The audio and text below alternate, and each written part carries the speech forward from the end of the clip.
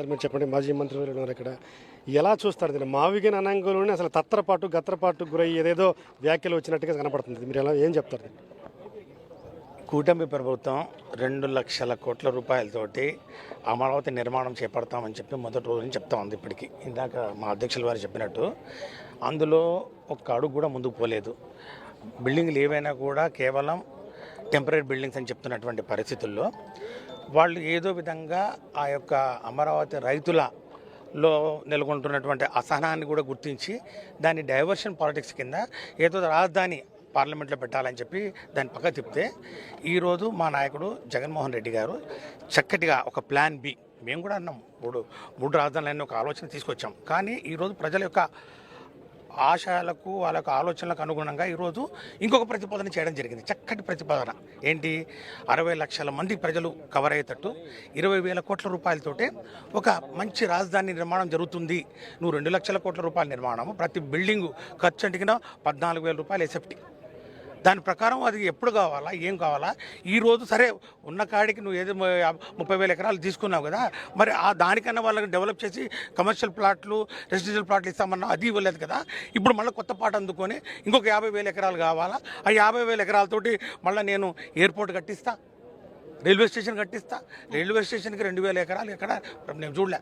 ఆ railway station పోవాలంటే ఇంకో రైలు ఎక్కిపోవాలా, అట్లా పరిస్థితి కనపడతా ఉంది. దీనన్నింటినీ ఈరోజు ప్రజలంతా గమనించి ఒక్క ప్లాన్ బి జగన్మోహన్ రెడ్డి గారు ఇచ్చిన వెంటనే దాన్ని అందుకున్నారు.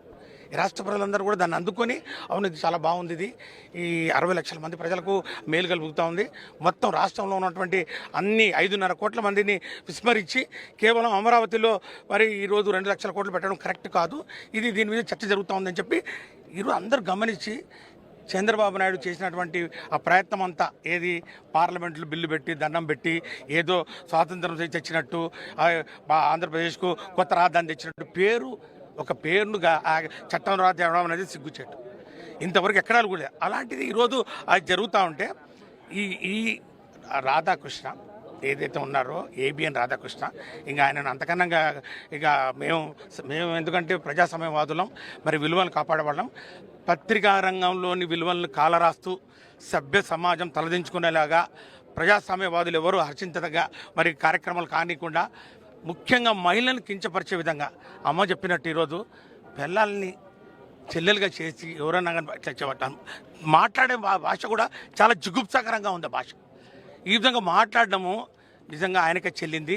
అందరం కూడా ఖండిస్తూ ఉన్నాం. ఈరోజు రాష్ట్ర వ్యాప్తంగా ఈరోజు నిరసనలు వెల్లువెత్తుతూ ఉన్నాయి. బేషరత్తుగా రాధాకృష్ణ క్షమాపణ చెప్పాలి.